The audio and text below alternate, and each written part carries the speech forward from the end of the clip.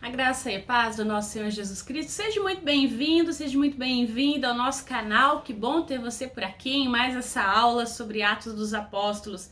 Estamos chegando ao nosso finalzinho desse livro aí esplêndido que conta a história da igreja primitiva, como iniciou a igreja. Então eu convido você, antes de começar essa aula, a orar comigo. Pai de amor, nós te rendemos graças por mais uma vez podermos estudar a Tua Palavra. Tua Palavra que é viva, que é eficaz. Fala conosco, abre o nosso coração, nos dê entendimento daquilo que nós vamos estudar nesse momento. Nós oramos a Ti agradecidos em nome de Jesus. Amém. Então hoje nós vamos falar sobre o julgamento de Paulo, que compreende aí, então os capítulos de 24 a 26, né? Vamos usar aí como centro, então, esse versículo 16 do capítulo 24, que diz: por isso também me esforço por ter sempre a consciência para diante de Deus e dos homens. Então, vamos lá. No julgamento de Paulo, cumpre-se aí cabalmente, com extensão histórica e escatológica, o que Jesus predisse aos seus discípulos lá em Mateus 10. E acautelai-vos dos homens, porque vos entregarão aos tribunais e vos açoitarão nas suas sinagogas. Por minha causa, sereis levado à presença dos governadores e de reis, para lhes servir de testemunho a eles e aos gentios. Então, o apóstolos das gentes, o apóstolos do gentio, em todo o período da sua prisão e julgamento, conduziu-se com cautela, coragem, com sabedoria, na convicção de que a vontade do Senhor era a sua viagem a Roma, para que ali também testemunhasse de Cristo. Então, Paulo seguiu esse caminho com coragem, com resignação, não obstante as dores e os sofrimentos que o aguardavam, num exemplo verdadeiro para todos os que percorrem as sendas íngremes do serviço cristão. Serve para você, serve para mim o exemplo do apóstolo. Então, nessa lição, nós vamos seguir, então, essa trajetória dele no seu testemunho de defesa diante dos governadores Félix, Festo e Agripa. Lembremos-nos das palavras do mestre, então, de Jesus dizendo: e quando vos entregarem, não cuideis em como ou com que haveis de falar, porque naquela hora vos será concedido o que haveis de dizer, visto que não sois vós que falais, mas o Espírito do vosso Pai é quem fala em vós. Então, vamos começar aí, a gente começa o capítulo 24 falando Paulo diante de Félix. Então, lembrando aí, a gente está, então, Paulo foi preso no capítulo anterior lá, em Jerusalém. Vamos ver, aqui, agora você consegue ver aqui o cursor. Então, ó, Paulo tá de Jerusalém, então, lembra no capítulo anterior lá, que ele é, perante Sinédrio, ele é avaliado, existe toda uma conspiração contra Paulo e ele é mandado então para Cesareia. Lembra que o sobrinho dele descobre que eles iam tentar matá-lo e aí ele é levado então para Cesareia aqui, ó, um pouquinho depois de Jerusalém. Então aí, se a gente dá uma recapitulada, esses últimos versículos do capítulo 23 servem para a gente entender um pouquinho. Então, Cláudio Lísias, ao excelentíssimo governador Félix, saúde, este homem foi preso pelos judeus e estava prestes a ser morto por eles, quando eu, sobrevindo como guarda, o livrei, por saber que ele era romano. Querendo certificar-me do motivo por que o acusavam, filo descer ao sinédrio dele. Verifiquei ser ele acusado de coisas referentes à lei que os rege, nada, porém, que justificasse morte ou mesmo prisão. Sendo eu informado de que ia haver uma cilada contra o homem, tratei de enviá-lo a ti sem demora, intimando também os acusadores a irem dizer à tua presença o que há contra ele. Saúde. O que acontece? No julgamento romano, teria que estar os acusadores e aquele que sofria a acusação. Então, Paulo chega em Cesareia e depois, alguns dias depois, chegam os seus acusadores e aí vai seguir, então, esse primeiro julgamento. Então, as ocorrências deste julgamento, então, se dão na Cesareia, a cidade onde Félix, o atual, então, procurador romano, o governador daquela região, que governou a Judéia ali provavelmente entre 52 e 58 depois de Cristo. Ali Paulo ele estava detido depois de ter sido escoltado a mando de Cláudio Lísias desde Jerusalém. Então, os detalhes escritos no texto são um forte indício de que Lucas assistiu pessoalmente ao julgamento de Paulo. Existe essa ideia porque é bem detalhado, principalmente a questão do que foi falado, né, e como foi falado. E aí vamos pensar o acusador Tertúlio, que aparece aí. Pelo seu nome, atribui-se ser sido um romano que atuou como promotor a favor dos judeus, apresentando libelo contra Paulo endossado por eles. Provavelmente um judeu que também tem a cidadania romana e que se apresenta lá então com as suas palavras lisonjeiras, né? As suas palavras então são todas cheias aí de lisonjia para Félix, e a promessa de que seria breve fizeram parte aí de uma forma tradicional de discurso da época, então é algo natural desse tempo. E aí qual é a acusação? Tertúlio fala de Paulo como se esse fosse um perturbador da paz ou amotinador dos povos, provavelmente um sicário. Acusa-o de promover sedições entre os judeus dispersos e de ser o principal agitador da seita dos nazarenos. Isso faz lembrar o que Jesus disse acontecer com seus seguidores. Bem-aventurado sois quando por minha causa vos injuriarem, vos perseguirem e mentindo disserem todo o mal contra vós. O punhal da calúnia que é usado contra o Senhor Jesus no seu injusto julgamento também é usado por Tertúlio para ferir e sangrar o coração de Paulo. Qual era, de fato, aí por trás da acusação? Não tinha problema nenhum existirem várias seitas. A ideia de que essas seitas estivessem perturbando a ordem do império. Então, esse era o grande problema.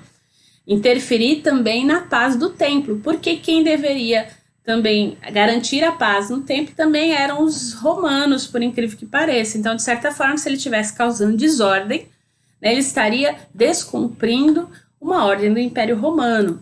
E aí, outra acusação infundada, né, que é o que a gente já adiantou aí, foi o de profanador do templo, né? No versículo 7, ele exagerou nas suas palavras, porque Paulo Lísias não usou de violência, né, quando ele tirou o apóstolo das mãos dos judeus. É importante lembrar disso. Pelo contrário, foi a violência que quase atingiu Paulo. Eles queriam pegar Paulo e matar, não estava nem aí, né? E eles que, na verdade, iriam profanar o templo, né? Matar alguém sem o julgamento devido. E aí a defesa, então, de Paulo. Paulo, no seu discurso, ele diz que Félix era conhecedor dos fatos contrários às acusações sofridas por ele. E isso fazia sentir-se à vontade na sua defesa. Ele não era profanador e nem agitador, ele deixa isso claro, porque a sua ida a Jerusalém foi motivada pelo amor e solidariedade ao seu povo. Depois de anos, vim trazer esmolas à minha nação e também fazer oferendas, né? Pode conferir lá depois em Romanos 15, 25, Atos 21, 2 Coríntios 8. O fato é que todo aquele judeu que entrava no templo tinha que fazer a sua oferta, e é o que Paulo vai fazer. Ele deixa claro, eu estive tanto tempo longe, como assim, em tão pouco tempo eu seria capaz de fazer um agito desse, né? E aí ele professa a sua fé ao servir a Deus. Ele deixa claro que ele está seguindo o caminho, crendo no que estava de acordo com a lei e com os profetas, então ele não estava profanando o que os judeus estavam dizendo, que ele cria na ressurreição, que ele tinha consciência pura diante disso e anunciando a justiça, o princípio próprio e o juízo vindouro. E aí Félix é um juiz passivo e egoísta. Venal, na verdade, né? Porque no novo comentário da Bíblia, de F. Davidson, há informações de que Félix nascera plebeu, mas ele ligou-se pelo casamento às famílias distintas, através de laços de amizade, e essa sua terceira pessoa, esposa, aliás, a Drúxila, ela era judia, filha do rei Herodes, o qual mandou matar Tiago, o irmão de João. E o seu caráter, além de perverso, era imoral e corrupto. Ele amava o suborno. E para assegurar o apoio dos judeus, ele manteve Paulo encarcerado. Ele declara várias vezes que Paulo é inocente, mas ele espera o quê? Receber dinheiro de Paulo para que dê a liberdade para Paulo. Paulo não tem dinheiro, né? Então, nisso aí a gente vê toda a sua venalidade, a sua imoralidade, a sua corruptividade. E aí, o que acontece? Paulo fica lá, então, 2 anos preso. E é mudado o governador. Então, Félix vai embora e aí vem Festo. Festo, então, é aquele que assume o governo depois de Félix. E aí ele vai se inteirar sobre as situações, o que está acontecendo debaixo do seu governo, e aí ele encontra o problema, né, chamado Paulo. A Bíblia nos informa que Festo foi então o sucessor de Félix e que o seu primeiro ato governamental foi subir a Jerusalém. O seu governo foi muito curto, foi de 59 a 61 depois de Cristo, o ano que ele morreu. E a sua gestão não foi assinalada pelos excessos do seu predecessor e nem depois do seu sucessor. Em Jerusalém, encontrou-se com a liderança dos judeus e recusou a proposta desse, de fazer trazer Paulo então da Cesareia. Mais tarde, querendo o apoio dos acusadores, sugeriu a Paulo que descesse a Jerusalém para ser julgado. Mas, diante disso, Paulo apela para o tribunal, então, de César, do imperador, que naquela época era Nero. O fato é que eles queriam que Paulo descesse para Jerusalém, por quê? Subisse, aliás, né?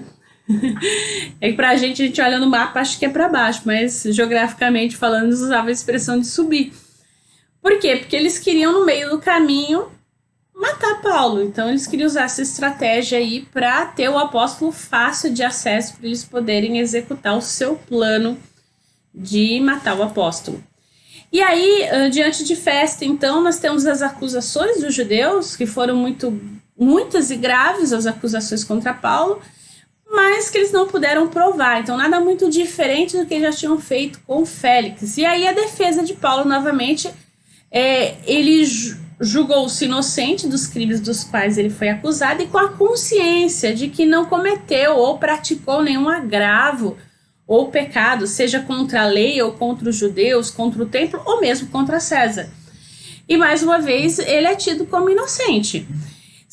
E aí a gente tem, de repente aparece aí no meio dessa história, o Agripa. O que acontece? Festo então assume o governo.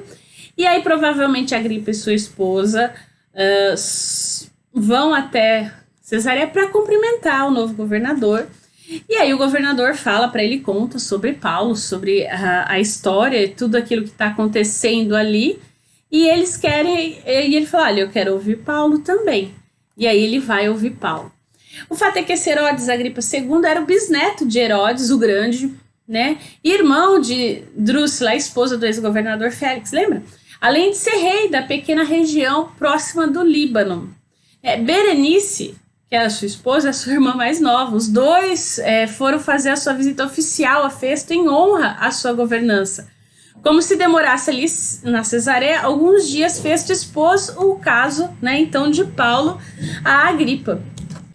E aí, então, a gente tem um relatório de Festo a Agripa, nesse compreende do 13 ao 27, e nessa exposição são detalhados os seguintes aspectos. Primeiro, que Festo não viu nenhum delito dos crimes que suspeitava de Paulo, que Festo ignorava a religião dos judeus, ele não conhecia direito o judaísmo, depois que Paulo afirmava que Cristo ressuscitou, e o testemunho de Paulo que deixou ele perplexo e até meio embaraçado. Então a ambição dos governantes para agradar os homens os faz ficarem passivos contra a justiça. O que acontece? Félix anteriormente, agora Festo e também Agripa, diante daquilo que escutam, percebe que Paulo é inocente, mas eles querem ajudar os judeus, que era uma pequena minoria, mas que tinha peso político, e como eles querem ajudar os judeus, eles mantêm Paulo preso.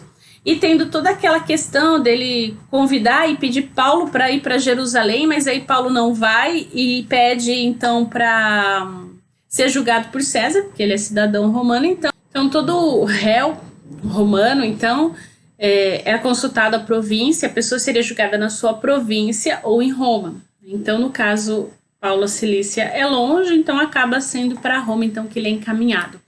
E aí a gente vê a pompa, então, do tribunal, pessoas distintas que foram convidadas para ouvir a defesa do apóstolo, que foi preparado pelo Senhor para aquela audiência de forma especial. E aí a gente vê, então, a mensagem de Paulo no capítulo 26, então, até o 23. Segundo Davidson, o discurso de Paulo pode ser dividido em exórdios.